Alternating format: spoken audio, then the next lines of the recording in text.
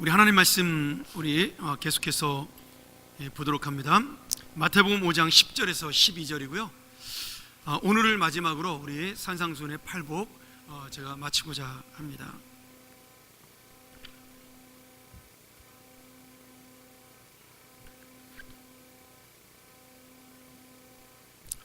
우리 같이 한번 읽었으면 좋겠습니다. 마태복음 5장 10절부터 12절.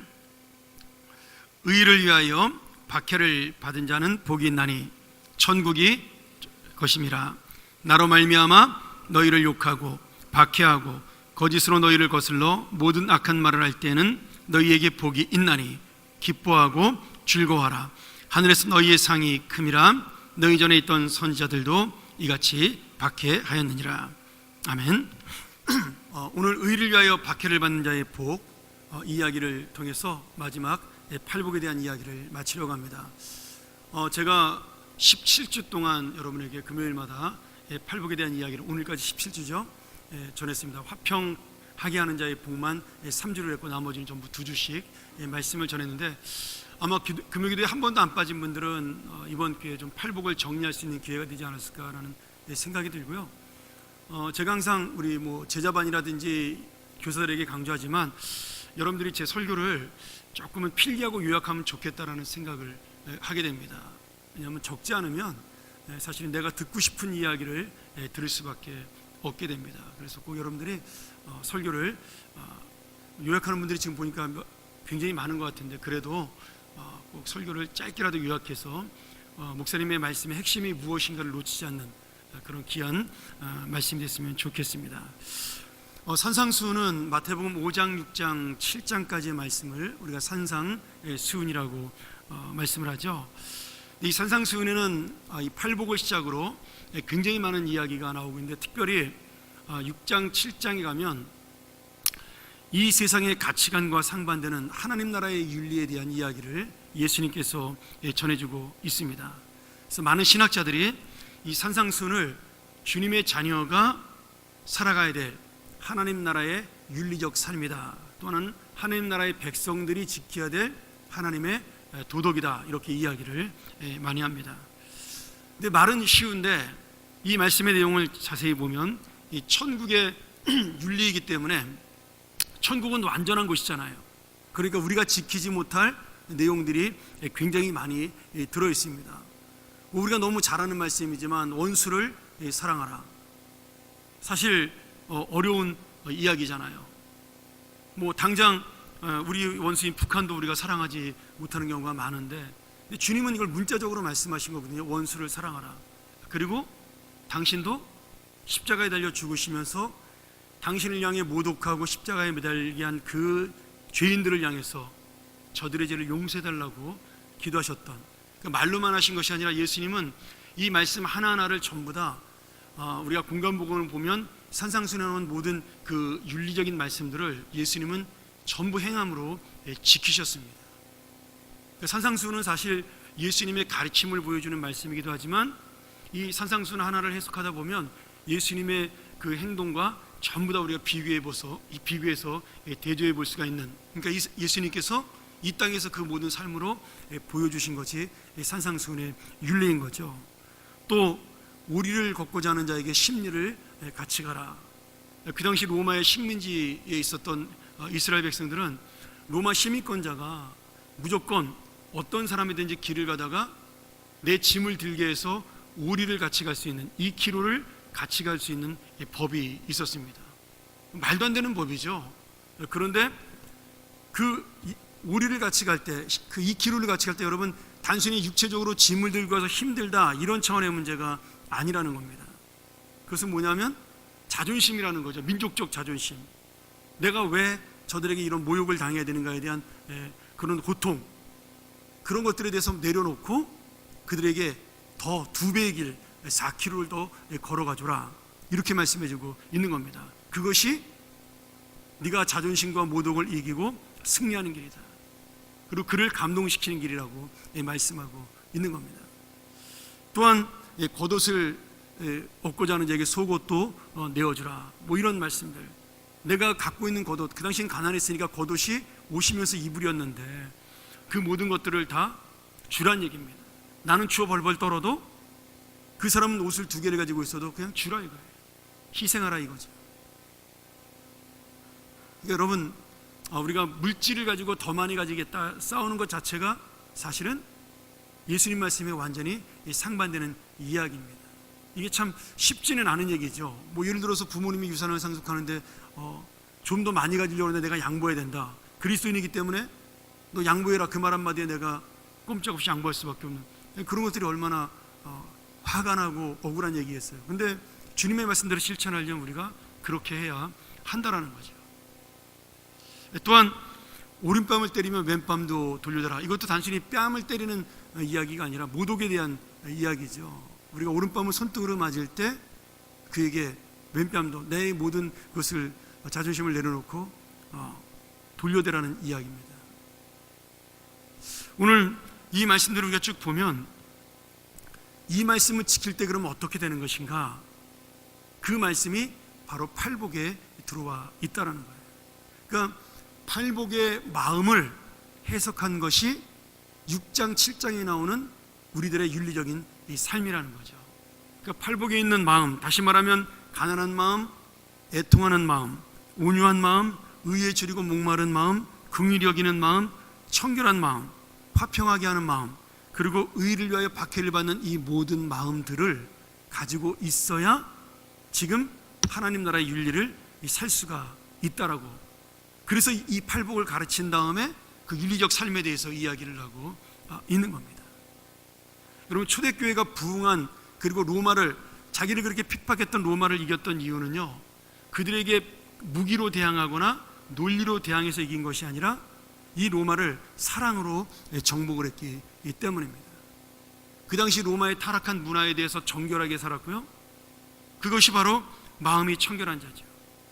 성적으로 타락되어 있는 그 로마의 모든 사람들을 따라가지 아니하고 그리스도인은 순결을 지켰기 때문에 그 로마의 지도자들이 그리스도인 여자들을 자기 아내로 삼기를 원했습니다. 그런 아내를 얻은 사람들은 당연히 예수를 믿을 수밖에 없게 되는 것이죠. 또 그 당시 핍박과 환난을 받으면서 카타콤이라는 지하 무덤에 살면서도 가장 많은 고아들, 그 로마의 기부인들이 파티를 즐기기 위해서 그 하천에 버렸던 모든 아이들을 갖다 키운 그 사람들이 바로 그리스도인들이었습니다. 여러분들 혹시 시간이 되시면 김선일 씨가 쓴 제국과 천국이라는 소설을 읽어보면 그 당시 로마에 대한 이야기가 굉장히 자세히 나오고 있습니다. 한번 읽어보세요. 굉장히 재밌는 소설이면서도 정말 그 요한복음과 공간복음을 우리가 재해석할 수 있는 좋은 내용들이 들어있어요. 거기 보면 그 고아를 키워서 자란 그 고아들이 나중에 교회 지도자들이 되는 모습들이 나타나고 있는 거죠. 그것을 본 로마 사람들이 결국은 감동을 받아서 교회로 나오게 됩니다. 버림받은 수많은 로마의 노인들, 그리고 장례를 치르지 못하고 길거리에 널브러져 있던 수많은 시신들을 걷어다가 장사를 지내줬던, 지금도 장례비가 비싸지만 그 당시에도 장례비가 비쌌어요. 가난한 사람들이 장례 치르기가 어려웠습니다.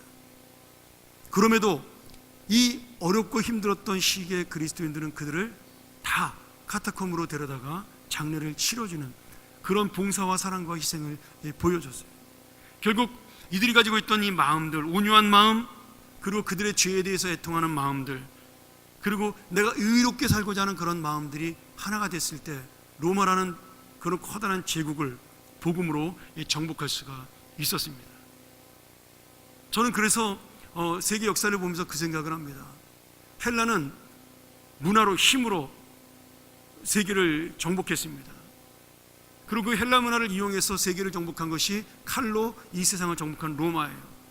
근데 그 모든 문화와 칼을 이기고 믿음과 신앙과 희생으로 이 유럽을 정복한 바로 그 신앙이 바로 그리스도인이라고 저는 믿습니다. 여러분, 지금도 그러한 하나님의 신앙의 정신이, 이 팔복의 정신이 내려오는 것이 바로 유럽과 미국 청교도들의 도네이션 문화고, 가난한 자에 대한 기부 문화고, 그리고 양보하는 문화고 희생하는 문화입니다. 그들은 단순히 이 문화가 그냥 조상으로부터 물려받은 마음이거나 아니면 전통이 아니라 수천 년 동안 내려왔던 기독교적이고 희생적인 믿음이 그들의 마음속에 뿌리가 내리게 된 거예요. 제가 오늘 그 장례를 치르러 갔다가 거기 추모공원에 우리나라 무덤의 역사가 이렇게 쭉 나오더라고요. 뭐 석기 시대에서부터 조선 시대까지. 근데 조선 시대 때 우리가 지금 장례 문화가 매장 문화에서 지금 화장 문화로 바뀌고 있는데, 실제로 우리나라의 그 장례 문화는 고려 시대 때까지만 해도 화장 문화였습니다. 아마 전혀 여러분들은 이해하지 못하시겠지만 원래 우리나라의 전통적인 문화는 화장하는 문화였어요. 근데 조선시대 유교가 들어오면서 성리학이 발달하면서 조상을 시신을 훼손할 수 없다, 뭐 신체발부 수지부모라는 그런 교육을 하면서 매장 문화가 발달하고 이제 무덤이 묘지가 발달하게 된 거죠.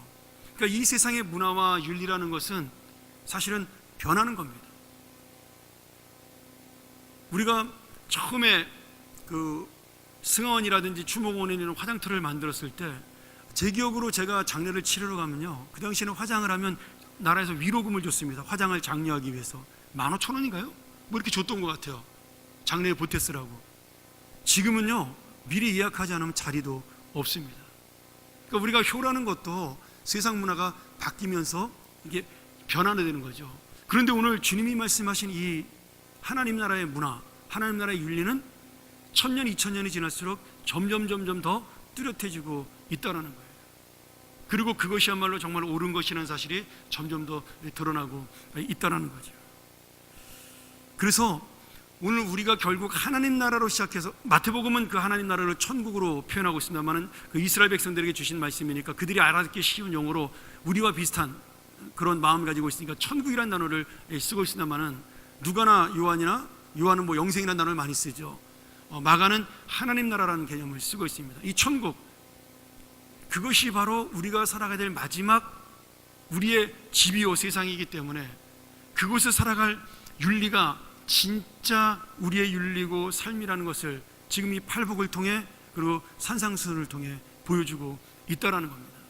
그러니까 팔복의 처음 시작이 심령이 가난한 자는 복이 있나니 천국이 저희 것이며라고 시작을 하는데요, 오늘 마지막으로 끝나는 팔복의 마지막 복도 역시 의를 위하여 박해를 받은 자는 복이 있나니 천국이 그들의 것임이라. 천국으로 시작해서 천국으로 끝난다는 거예요. 이것은 우연히 그런 것이 아니라 지금 이것이 바로 천국을 누리는 자의 삶이고, 그리고 그렇게 사는 자의 복을 우리가 받을 수 있다는 걸 설명하기 위해서 주님이 말씀하고 있다는 거죠. 여러분, 이 희생하고 섬기는 거, 내 감정을 죽이고 용서를 하고, 그리고 내가 고난당하고 어려운 것, 그것이 힘들고 어려운 일입니다. 그런데 그렇게 기쁨으로 그것을 살 때, 오늘 우리가 마지막 그 말씀에 기뻐하고 즐거워하라, 똑같은 말씀을 연속해서 하고 있잖아요. 기뻐하고 즐거워하라. 왜? 하늘에서 너희의 상이 크다라고 말씀합니다. 그러니 지금 우리가 누리고 있는 이 삶 속의 고통과 고난이라는 것은 단순히 그 어려움으로 끝나는 것이 아니라 하나님의 놀라운 천국의 상이 우리를 기다리고 있다는 것을 말씀하고 있는 겁니다. 지금 힘들고 어려운 인생을 살아가는 것, 내가 하나님의 나라를 위해서 희생하고 괴로운 삶을 살아가지 않으면 우리가 저 하나님 나라에서도 더 큰 기쁨을 누릴 수 없다는 것을 반대적으로 볼 수가 있는 거죠. 이 말씀 속에서 우리가 구약이나 신약에서 우리에게 주시는 구원의 중요한 뜻이 포함되어 있습니다. 자, 구약에서 우리를 구원하실 때 하나님이 우리는 뭐라 그랬냐면 제사장 나라라고 그렇게 말씀을 하셨습니다. 이스라엘 백성을 구원하면서 너희는 나의 백성이요, 그 나의 백성이라는 말 속에는 제사장 나라라는 뜻이 담겨져 있습니다. 제사장 나라는 뭐냐면 우리의 삶을 통하여, 제사장은 죄인과 하나님 사이를 연결하는 에이전시예요. 중개인입니다. 통로자가 되는 거죠. 이것을 좀 더 우리가 적용해서 말씀한다면, 지금 구약에 있는 이스라엘 백성들은 하나님의 나라와, 다시 말하면 하나님과 이방 백성들을 연결하는 통로가 돼야 한다는 겁니다. 이 통로의 역할을 이스라엘 백성들은 착각을 했어요. 자기들이 잘 살고 강하면 그 힘으로 그들을 눌러서 하나님을 믿게 할 수 있다고 생각을 했습니다. 사실은 그것이 중세 십자군 전쟁이고, 그리고 지금은 이슬람교가 그것을 본받아가지고 똑같이 하고 있는 거죠. 너희가 코란을 택할 것이냐 칼을 택할 것이냐, 뭐 이런 식으로. 그런데 하나님께서는 그런 뜻으로 말씀하신 것이 아니라 우리들의 희생, 다시 말하면 안식년이나 희년이나 이런 하나님의 사랑을 보여주는 법을 통하여 이방인들과 나그네들에게 그 사랑을 보여줌으로 하나님이 어떤 분인가를 너희가 보여주라는 겁니다. 그래서 이스라엘 사람들을 만나는 모든 사람들은 사랑과 은혜를 얻어서 하나님이 그 사랑의 하나님의 사실을 깨닫게 한다라는 거죠. 그것이 바로 제사장 나라로 세우신 하나님의 목적이었어요. 물론 이스라엘 백성들은 제사장 나라가 되는 것을 실패합니다. 우리가 나중에 사사기 때 배우겠지만, 그래서 가나안 땅에 들어가서 이스라엘 백성들은 그 가나안 민족들을 동화시키고 하나님 나라의 백성으로 오히려 전도하고 인도하는 것이 아니라 그들의 문화와 쾌락과 그들의 힘에 휩싸여서 그들처럼 되기를 원한 겁니다. 스스로 제사장 나라를 포기한 거죠. 신약도 마찬가지예요. 신약에서는 이것을 하나님 나라와 오늘 이 산상순을 통해 보여주는 하나님 나라의 백성들이라는 단어, 하나님 나라의 자녀들이라는 단어로 우리에게 말씀해주고 있는 겁니다. 오늘 우리가 보여줄 하나님의 나라가 어떤 나라냐? 여러분, 불신자들은 죽었다 깨어나도 세상의 가치관으로 살기 때문에 이 하나님 나라의 복이 무엇인지를 모르는 거예요. 그들은 내가 더 많이 가져야 되고, 내가 더 힘이 세야 되고, 내가 더 많은 것을 채워야 만족하는 인생을 살게 되는 것, 그것이 이 세상의 가치관입니다. 내가 힘을 가지고 저 사람에게 더 많은 것을 빼앗는 것이 이 세상의 가치관이에요. 여러분, 아무리 이 세상이 발전을 해도 그 가치관은 바뀌지 않습니다. 뭐 칼이 총으로 변하고 총이 원자폭탄으로 변할 뿐인 것이지 다 똑같은 거예요. 그런데 지금 주님께서는 우리에게 뭐라고 말씀하시냐면, 오늘 이 팔복이 나타난 마음으로 너희들이 하나님 나라가 무엇인지를 보여주라라고 말씀하는 겁니다. 그리고 참된 복이 무엇인가를 그들에게 보여주라고 말씀하고 있는 것이죠.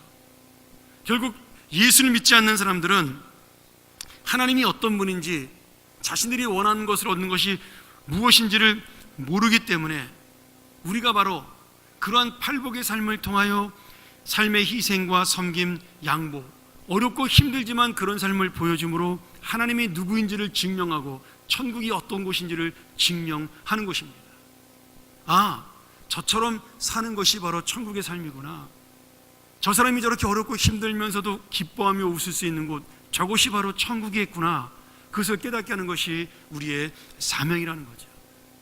그러니 구약의 제사장 나라나 지금 우리의 하나님 나라의 백성이라는 지금의 모습이나 사실은 단어는 다른 것처럼 보이지만 똑같은 목적과 똑같은 사명으로 우리가 살아가고 있다는 거죠. 그래서 오늘 팔복의 마지막 복이 뭐냐면, 너희가 박해를 받을 때 오히려 기뻐하고 기뻐하라, 이렇게 말씀합니다. 왜 그렇습니까? 우리가 박해를 받는 것이 내가 바로 이 세상의 가치관에 반대해서 주님의 자녀로 올바른 삶을 살고 있다는 증거라는 거예요.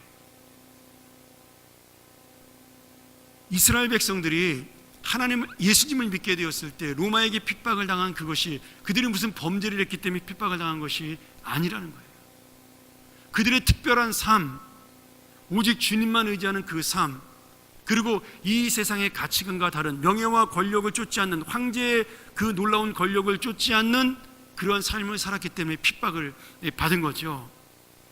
그러니까 우리가 오늘 내가 예수 그리스도의 가치관과 삶으로 살면서 지금 힘들고 어렵다라는 것은 내가 하나님의 자녀로 지금 바르게 사는 증거이고, 또한 하나님의 축복, 하늘의 상을 지금 내가 준비하고 있는 그러한 모습이라는 겁니다. 아까 우리 어린이부 교사들이 불렀던 그 특송에 거기에 그 놀라운 비밀이 담겨져 있는 거죠. 여러분, 내가 머무르는 그곳, 하나님께 예배하는 그곳이 바로 하나님이 함께하는 천국이라는 겁니다. 우리가 찬양을 부르면서 그 의미를, 그분이 왜 그렇게 작사했을까 한번 여러분 찬양 부를 때마다 한번 가사를 띄우니까 한번 쭉 한번 보셔요.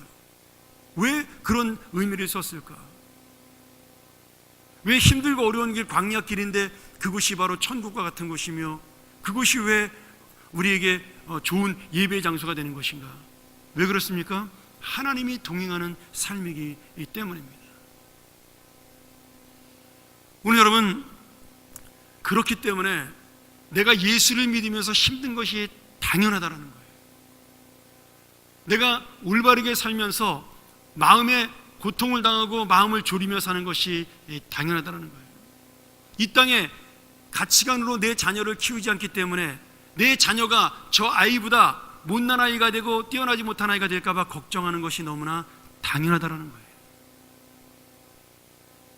무엇이 더 우리가 중요하게 여기고 무엇이 우리가 가장 소중한 가치냐를 붙잡는 것, 이것이 바로 마태복음 5장과 6장 7장에 나오는 산상수훈의 하나님의 가치관이라는 거죠. 하나님의 삶이라는 겁니다. 영국의 유명한 청교도 목사였던 리터머 목사님이라는 분이 계십니다. 그분이 이런 얘기를 했어요. 우리의 원수는 눈이 너무나 어두워서, 제가 조금 의역을 했습니다. 우리를 핍박하고 박해하는 것이 결국 우리를 잔치집에, 하나님의 천국 잔치집에 보내는 것임을 그들은 깨닫지 못한다. 이렇게 말씀하고 있어요. 이분이 청교도 목사로 있으면서 영국 성공회로부터 엄청난 박해를 받았습니다. 같은 하나님을 믿는데 자기들의 그 어떤 생각과 사고가 다르다고 같은 그리스도인이 그리스도인을 죽였습니다. 이게 참 아이러니하지 않습니까? 캐톨릭 신자가 개신교 신자를 죽이고 또 개신교 신자끼리 싸우고, 여러분 그 30년 전쟁이라는 것도 바로 그런 걸로, 종교 전쟁이잖아요. 그런데 그 당시 박해를 받았던 이유가 뭐냐면 오직 성경 말씀대로만 살아야 된다라는, 성경 말씀대로 우리가 움직여야 된다라는 그것이 그들의 전통을 무시하고 그들의 관례와 규례를 무시했기 때문에 일어난 박해였어요. 그래서 이 목사님께서 그렇게 말씀하신 거예요. 우리들의 원수는 이 복음에 대한 눈이 어둡기 때문에 우리를 박해하는 것이 사실은 우리가 결국 하나님의 잔치집으로 가게 만드는 것임을 그들은 깨닫지 못하면서 박해하는 것이더라고, 그렇게 고백을 한 겁니다. 여러분, 지금은 그리스도인이 그리스도인을 박해하지는 않습니다. 물론 약간은 박해하는 부분도 있지만 자기랑 생각이 다르거나 그런 것 때문에 지금은 이 세상 사람들이 우리를 박해합니다. 그리스도인답게 살려고 할 때마다 이 세상에 기득권을 가진 사람들, 권력을 가지고 힘을 가진 사람들은 그것을 빼앗기지 않기 위해서 우리를 박해할 수밖에 없습니다. 예수님이 죽으신 이유도 마찬가지예요. 예수님이 오심으로 이 세상의 질서가 무너졌어요. 그렇잖아요. 높아지려고 하거든 섬기라고 말씀하셨으니까. 먼저 된 자가 나중되고 나중된 자가 먼저 된다라는 이 세상의 질서와 반대되는 얘기를 하셨기 때문에 예수님은 박해를 받으신 겁니다. 그러니까 우리의 삶 속에도 하나님의 뜻대로 산다라는 것, 내가 하나님의 삶 때문에 무엇인가 포기를 하는 것이 있다면 바로 나에게 그것은 고통이라는 거예요. 그렇잖아요. 인간이 가진 욕심을 포기하고 내가 가진 야망을 포기하고 주님의 뜻대로 살아간다는 것은, 여러분, 그것은 고통입니다. 저 역시도 그런 고민과 경험을 가졌기 때문에 이것이 얼마나 큰 고통인지를 알 수가 있는 거죠. 내가 내 마음대로 한번 살아보려고 하나님 뜻대로 살지 아니하고 내가 원하는 방향으로 하나님을 안 믿겠다는 것이 아니라 내가 원하는 방법으로 하나님을 잘 믿어보려고 애썼는데 그것을 하나님이 포기하라 그랬을 때 그것만큼 저를 힘들게 하고 어렵게 한 적이 없었습니다. 여러분, 그렇기 때문에 하나님의 잔치집에 들어가는 것이 쉽지 않다라는 거예요. 근데 결국 그 잔치집에 들어가는 자가 그 고난을 이기고 나온 자입니다. 제가 이 말씀을 보면서 어떤 사실을 깨달았냐면, 영국 속담에 그런 거 있잖아요. 가장 즐거운 여행은 어디를 가는 것이에요? 가장 즐거운 여행, 내가 원하는 장소를 가는 것이 아니라 내가 원하는 사람과 함께하는 것이 가장 즐거운 여행이라고 그렇게 말을 합니다. 사실은 맞는 말이죠. 우리가 연애할 때 사랑하는 사람과 등산을 가면 설악산에 올라가도 힘들지 않습니다. 다리 아래 퉁퉁 베겨도 즐거워요. 그런데 혼자서는 재밌는 영화를 봐도 저만 그런가요? 혼자 밥을 먹어도 맛이 있거나 뭐 영화가 재밌지 않은 거랑 마찬가지인 거죠. 그러니까 결국 내가 이 땅에서 즐겁고 행복하고 기쁜 인생을 살아간다는 것은 정상적인 성도라면, 바른 그리스도인이라면 예수님과 동행하기 때문에 그것이 기쁜 겁니다. 잘 먹고 잘 살아서, 아니면 내가 좋은 곳에 있고 높은 자리에 있기 때문에 행복하고 기쁜 것이 아니라, 그 말대로 한다면 내가 가장 사랑하는 그리스도와 함께 동행하는 삶을 살기 때문에 내가 지금 행복하고 기쁜 거예요. 만약에 예수님과 함께 동행하는 삶이 아니라면 우리는 지금 어떤 자리에 가도 어떤 것을 먹어도 행복하거나 기쁘지 않다라는 거죠. 모르겠습니다. 그냥 여러분이 혼자 잘 살 수 있는 분도 계신지 모르겠지만 저는 그런 생각이 들어요. 내가 만약에 이 교회 성도들과 함께하는 이 성도들, 뭐 가끔은 나를 기분 나쁘게 할 수도 있고 나를 상처 줄 수도 있고 어떨 때는 기쁘게 할 수도 있고 어떨 때는 좋게 할 수도 있고 다 그렇지 않습니까? 우리가 이 신앙생활하면서 만나는 공동체가. 그런데 이분들 없이 나 혼자 신앙생활한다 그러면 그게 무슨 의미가 있겠어요?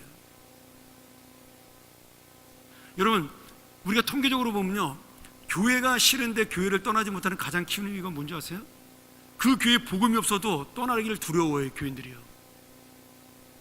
그 교회가 잘못된 교회도 교인들이 잘 못 떠납니다. 왜 그러냐면 그 공동체의 가족들을 버리기가 쉽지 않기 때문이에요.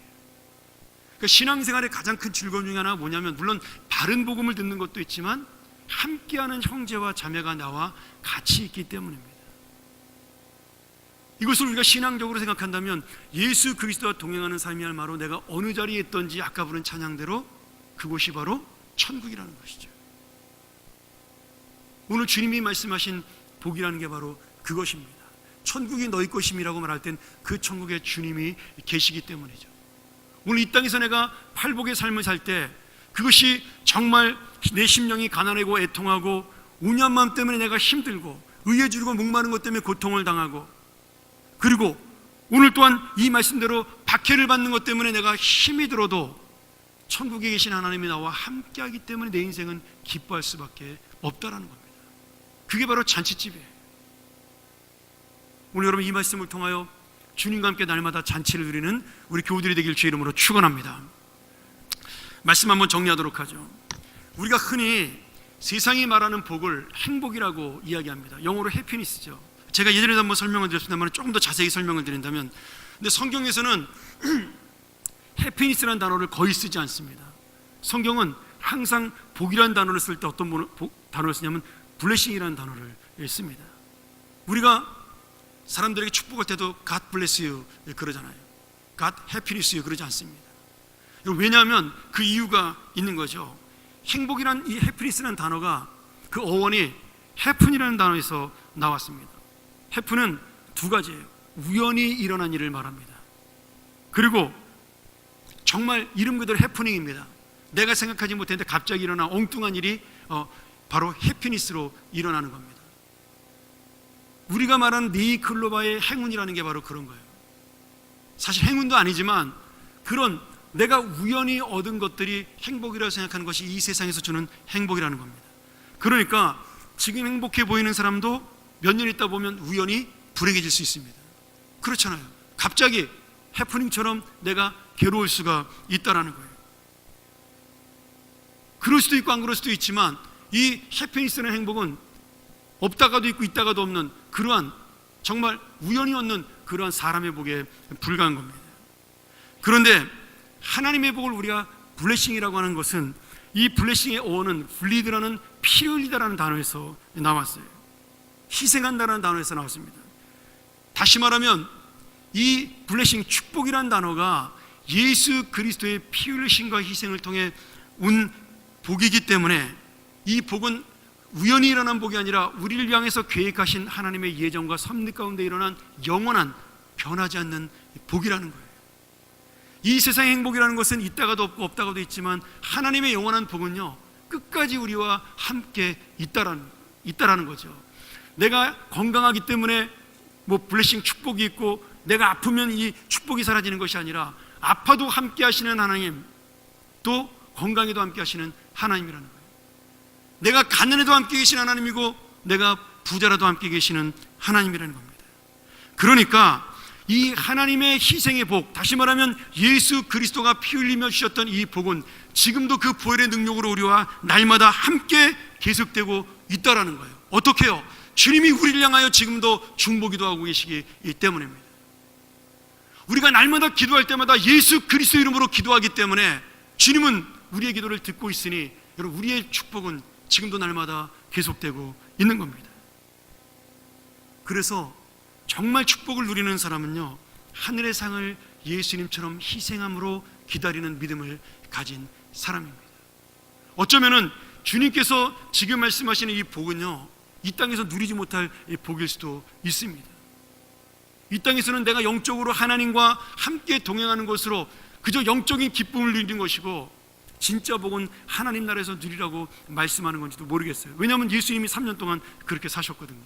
매일 피곤했고 우리를 위해 사시느라고 매일 모욕을 당했고 매일 가족들에게 배척을 당했고 제자들의 배신을 만나고 3년 내내 예수님이 행복했던 시간은 구원을 줬던 시간, 예수님에게 믿음을 고백했던 그 짧은 사람들의 시간들 외에는 예수님은 날마다 힘들고 어려운 피곤한 삶을 내내 사시다가 마지막에 십자가 지고 돌아가셨다라는 거예요. 근데 하나님께서는 이 예수님을 향해서 빌립보서 2장에 말씀하시잖아요. 5절부터 12절까지 모든 영광을 그에게 주셔서 그로 하여금 모든 사람을 발 아래 무릎 꿇게 하는, 그로 모든 사람으로 경배하게 만드는 자로 만들어 주셨다. 결국 그것은 예수님의 부활 뒤에 있을 영광을 말씀하고 있다라는 겁니다. 사랑하는 여러분, 오늘 여러분, 우리가 어떤 복을 누리기를 원하나요? 누가복음 19장의 삭개오가 이 하늘의 복을 깨달은 사람이었어요. 어떻게 깨달았는지 모르지만 예수 그리스도의 이 팔복, 이것을 깨달은 사람이었어요. 그래서 자기의 재산을 포기합니다. 내 재산의 절반을 남에게 나누어 주고, 내가 혹시라도 세무서원으로 다른 사람의 세금을 더 많이 뜯어낸 일이 있다면 있었겠죠. 당연히 4배로 갚겠다라고 이야기합니다. 아마 그런 식으로 갚았으면 삭개오는 아마 빈털터리가 되었을 확률이 높습니다. 여러분, 삭개오가 자기의 모든 재산을 포기한 이유가 무엇일까요? 우리 그 말씀이 중요합니다. 우리 한번 누가복음 19장 9절을 한번 같이 볼까요? 우리 화면에도 나오고 있는데요, 우리 같이 한번 읽겠습니다. 자, 시작. 예수께서 이르시되 오늘 구원이 이 집에 이르렀으니 이 사람도 아브라함의 자손이미로다. 여러분, 이 복, 지금 이 구원의 복, 아브라함의 자손이 되는 복을 삭개오는 무엇인지를 알았기 때문에 자기의 것을 다 내려놓을 수가 있었다라는 거예요. 여러분, 아브라함의 자손이라는 의미가 뭐예요? 하나님이 아브라함에게 뭘 허락하셨죠? 가나안 땅을 주셨습니다. 가나안 땅을 주셨다는 것은 천국의 영원한 삶을 약속하신 거고, 그리고 그 후손들에게 믿음의 후손으로 살 것을 약속하셨어요. 아브라함 한 사람이 단순히 그 한 사람의 복을 받은 것으로 끝나지 아니하고 지금 아브라함의 자손이란 말 속에서 복의 통로로 그가 살아왔다라는 거예요. 삭개오는 이 세상의 재물은 다 헌신해 버렸지만 하나님께서 주신 하늘의 복의 통로를 남에게 나눠주는 사람이 될 수가 있었습니다.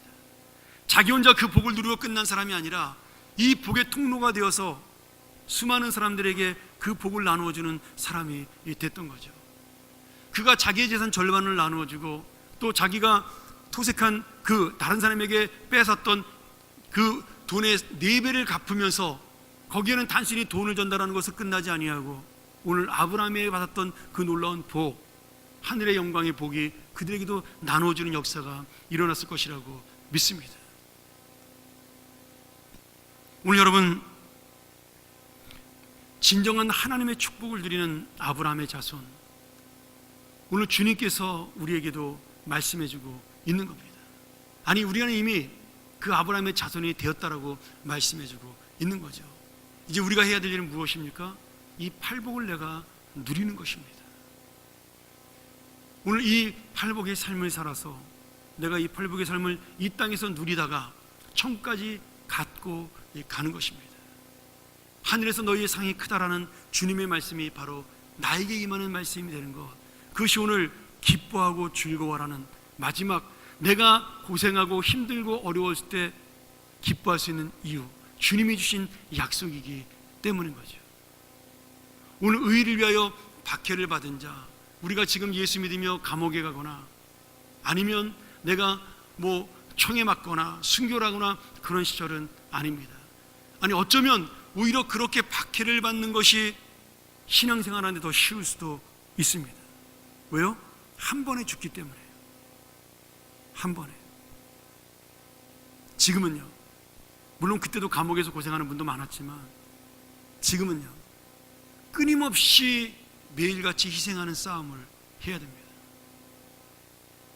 내가 예수 그리스도를 믿는 순간부터 날마다 이 세상과 우리는 영적인 전투를 벌여야 하는 거죠. 진리 때문에, 올바른 인생의 삶을 내가 가지기 위해서. 그것이 바로 박해입니다. 그게 바로 핍박이에요.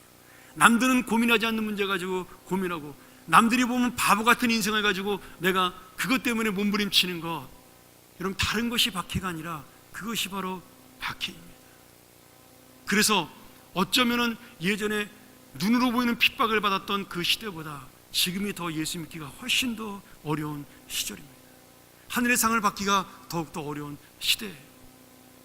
여러분이 지금 이 편안한 시대에 시간을 낼 수 있는 것, 저희가 3월달부터 이제 중보기도가 본격적으로 더 시작이 되겠죠. 내가 남들은 안 내는 시간을 내가 내는 것, 내가 남들은 안 받는 훈련을, 말씀을 알기 위해서 더 받는 것, 내가 남들이 안 하는 것들을 더 봉사하는 것, 안 해도 아무도 말하지 않고 해도 나에게 별 큰 도움도 안 되는 것처럼 보이는 그것들을 향해서 우리가 달려가야 됩니다. 그게 바로 예수 그리스도를 믿는 삶이에요. 이 세상도 마찬가지예요. 내가 조금 더 정직하고, 내가 신호등 하나 더 지키고, 내가 교통법규 하나 더 지킨다고 해서 이 세상이 바뀐다는 생각도 들지 아니하고, 누가 나를 알아주는 것도 아니지만 나는 날마다 그것 때문에 하루하루를 고민하며 살아가는 인생이 된다는 거죠. 근데 그것이 뭐예요? 주님께서 말씀하신 당연한 삶이기도 하지만 의를 위하여 지금 고난을 받는 삶이 되는 겁니다. 여러분, 그러면서 나도 모르는 사이 이 땅은 조금씩 하나님의 나라로 바뀌어가고 있는 거예요. 이 땅은 그냥 변하지 않는 겁니다. 이 교회는 그냥 변하지 않는 거예요. 누군가는 기도하고, 누군가는 희생하고, 누군가는 포기하고, 누군가는 양보하고, 누군가는 헌신해야, 예수님처럼 누군가는 죽어야 이 교회는 사는 겁니다. 이 나라는 세워지는 겁니다.